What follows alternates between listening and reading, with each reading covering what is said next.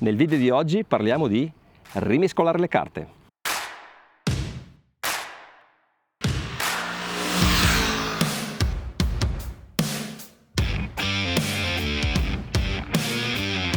Esattamente, rimescolare, proprio come piace ai costruttori di moto che creano le moto scrambler. Del resto dall'inglese to scramble, che vuol dire strapazzare o meglio rimescolare, significa appunto prendere un po' da una moto e un po' da un'altra e creare un ibrido, proprio come sono le scrambler. Segmento che in questi anni sta andando veramente forte, significa prendere magari una moto da strada, alzargli un po' le sospensioni, mettergli la gomma moderatamente tassellata, un look vagamente classico, un manubrio un pochino più alto e poi creare un ibrido che possa affrontare bene sia l'asfalto sia lo sterrato, magari non uno sterrato troppo esagerato. Morini 6,5 SCR è una di queste rappresentanti e con lei in questo Rhodes vado alla scoperta di un posto dove sia possibile appunto rimescolare un po' tutto, quindi fare sia asfalto sia sterrato, l'altopiano di Asiago.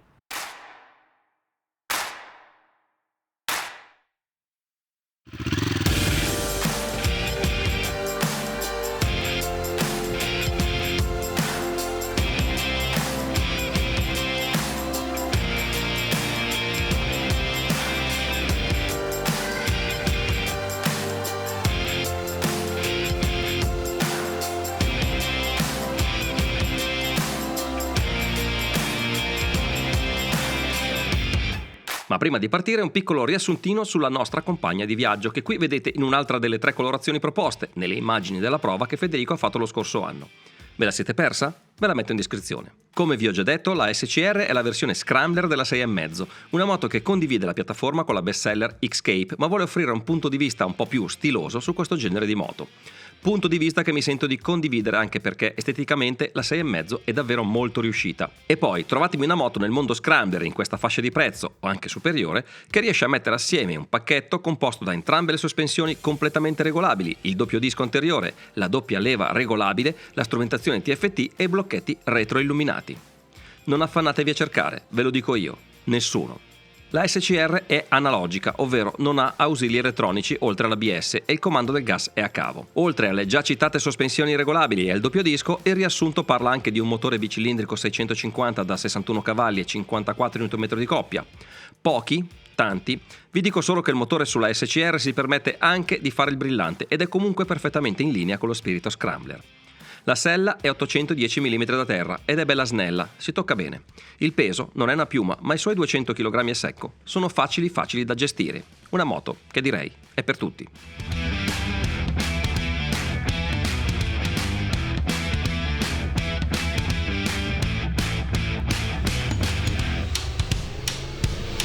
Prima tappa del nostro Rhodes, Marostica, piccola cittadina in provincia di Vicenza, famosissima per la sua piazza Castello dove si giocano i tornei di scacchi viventi. Marostica è ai piedi dell'altopiano di Asiago, da qui poi cominceremo a salire, andare a prendere anche un po' di fresco perché comincia a fare un po' di caldo. Ovviamente io non mi sono teletrasportato qui, ma ho viaggiato da Milano, sono circa 250 km. Ho fatto l'autostrada perché avevo fretta di arrivare ovviamente, il mio consiglio è non fare la A4 che è impestata almeno tanto quanto la A1, ma di andarvi a cercare dei percorsi, ce ne sono tantissimi, da Milano facendo che ne so, il lago di Iseo, lago di Idro, lago di Ledro, attraversando il lago di Garda, ma quella è un'altra storia, un altro road di cui potremo parlarvi. Io avevo fretta e quindi sono arrivato in autostrada, Habitat che sicuramente non è il preferito dalla 6,5 che nasce più per andare in città e per fare un po' di curve. Devo dire tuttavia che non mi sono trovato male, non ho viaggiato male perché la piccola unghia, il flyer come si chiama, sopra la strumentazione toglie un bel po' di aria e quindi ti consente di tenere una velocità quantomeno codice o anche un po' di più in autostrada senza fatica. La sella diciamo che non è nata per fare lunghissime percorrenze perché alla lunga è un po' faticante, l'imbottitura è un po' dura. Moto che ha dei rapporti sensati per viaggiare perché i rapporti che ha scelto Morini sono abbastanza lunghi, a 130 all'ora 5500 giri, quindi si viaggia in tutto relax senza il motore che strilla, un po' di vibrazioni sopra i 4000 che si palleggiano un po' tra sella, manubrio, pedane che insomma un pochino si fanno sentire, però tutto sommato devo dire che con la 6,5 sono riuscito ad affrontare questo tragitto molto noioso, scusate il termine perché comunque l'autostrada lo sapete andare in moto è una gran palla, però senza dover arrivare distrutto, quindi con questa scrambler un pochino di viaggio si può anche affrontare. Faccio un piccolo inciso: qualità costruttiva della Morini 6,5 veramente di altissimo livello, c'è tutto quello che serve, leva regolabile di freno e di frizione, strumentazione completa, non super leggibile, per cui è un po' meno protetta rispetto all'X-Cape, quindi quando picchiano i raggi del sole non si vede proprio perfettamente, però fatta bene a livello di grafica, finiture, cuciture, verniciature, tutto molto molto ben fatto per la, diciamo, fascia di prezzo in cui si va a inserire la 6,5, che peraltro è anche come dimensioni abbastanza generosa, quindi ti accoglie in sella bene anche se sei un pilota magari più alto della media, quindi sembra un po' più grande di quello che è la cilindrata. Per ora, prima tappa, diciamo che ci siamo, cominciamo a salire verso l'altopiano di Asiago alla ricerca di un po' di curve e perché no anche di un po' di sterrate, perché stiamo facendo scrambling. Qui a Marostica ci sono molte cose da vedere, oltre ovviamente alla piazza Castello e anche alla giornata della gara degli scacchi, che qui veramente c'è una folla pazzesca, ma ci sono anche ovviamente posti dove si può andare a mangiare. I portici sono tutti pieni di ristoranti, bar. Cito l'Osteria della Madonnetta, 100 metri da qui, antica osteria veneta del 1904 dove si fa autentica cucina veneta, ma anche l'Angelo del Diavolo qua sotto i portici, che è gestito da un personaggio veramente incredibile. Entrate perché merita, perché ci sono foto col Papa, con Maradona, con Paolo Rossi, lui è un cantante, insomma veramente, oltretutto si mangia pure bene perché abbiamo cenato in quel posto, ma il posto merita. Comunque in generale tutta la piazza offre tanta possibilità di passare una bella serata. Andiamo avanti verso Asiago.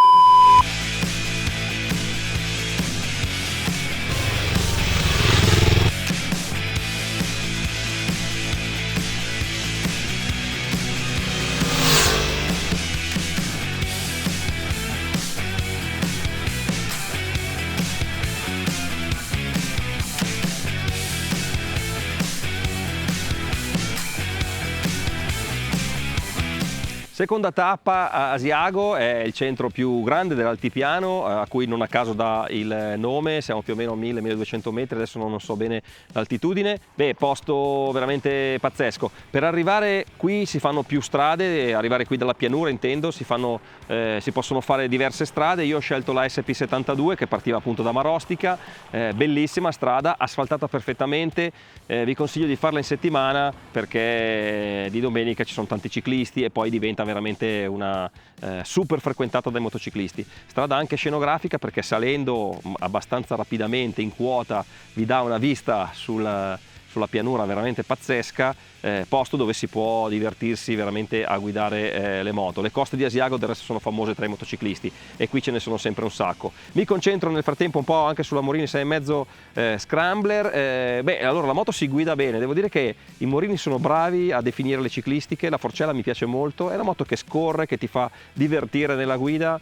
Il motore, ok, non è una bomba di potenza, però fa quello che deve fare su una moto così, è rilassato, funziona bene, spinge dove deve spingere, quindi si riesce a venire su anche di buon passo. È una moto analogica ovviamente con zero controlli e l'acceleratore ancora col comando a cavo, un filino di on-off, quindi dovete comunque metterlo in conto. Dicevo, sospensioni molto valide, Forcella mi piace moltissimo, il posteriore un po' secco, rimanda un po' di asperità, un po' perché anche manca il leveraggio. Moto molto completa dal punto di vista ciclistico, tra l'altro una delle poche Scrambler con il doppio disco anteriore, insomma non si fa mancare niente. Quando poi cominci a guidare l'impianto risponde bene, con una bella definizione devo dire di ABS davanti, molto molto performante l'ABS. Il freno posteriore è giusto secondo me, perché su strada forse gli manca un filo di mordente, ma dovendo fare scrambling, quindi dovendo andare anche un po' in off-road, quella forza in più che ti richiede un po' su strada lo rende perfettamente invece modulabile su sterrato, che non ho ancora fatto ma che andremo a fare, perché il bello secondo me di questo road deve ancora arrivare. Dietro alle mie spalle il sacrario dedicato ai caduti della Grande Guerra. Questa è stata zona di guerra, si sono veramente massacrati durante la guerra mondiale e si trovano un po' dappertutto i resti di questo drammatico evento. Posto da visitare sicuramente, ma non solo per questo, perché appassionato di natura, di passeggiate, di mountain bike, qui è davvero un paradiso. Proseguiamo.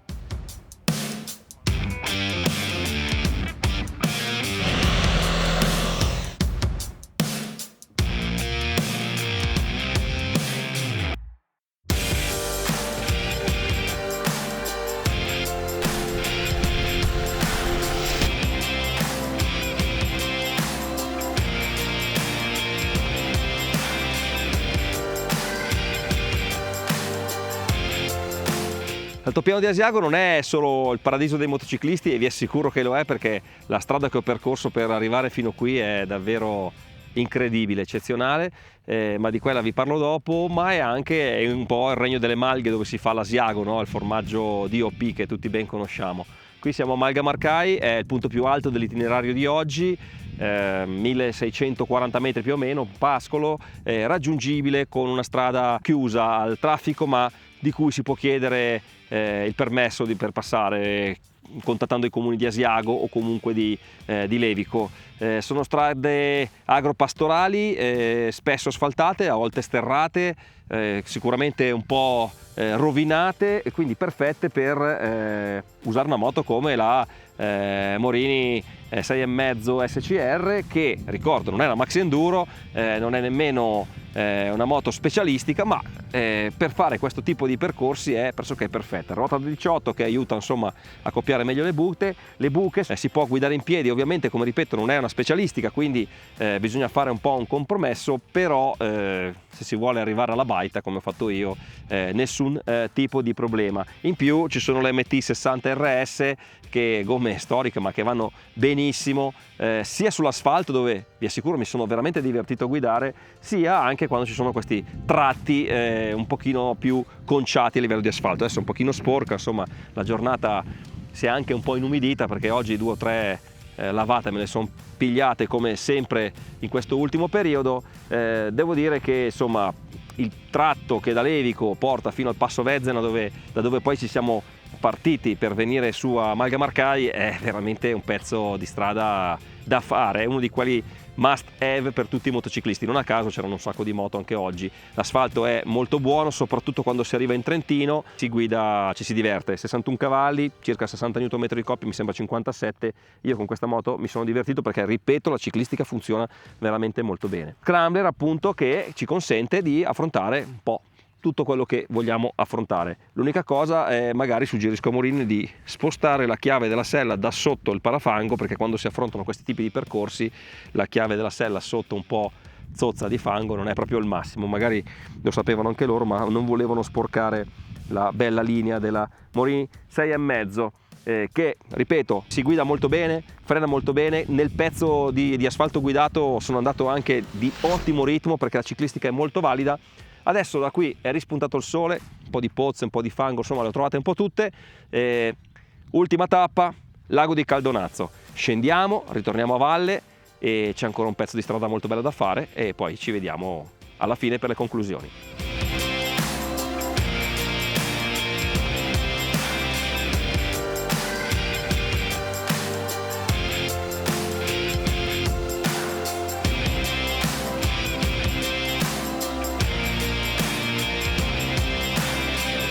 No, ragazzi, la strada che dal Passo Vezzena scende a Caldonazzo è una cosa da non perdere, stretta, tortuosa, un po' complicata da fare se non siete abituati a guidare sulle tornanti strette in discesa, ma scenograficamente assolutamente pazzesca. Strada del Menador ha degli scorci che veramente notevoli. Andiamo giù fino alla fine.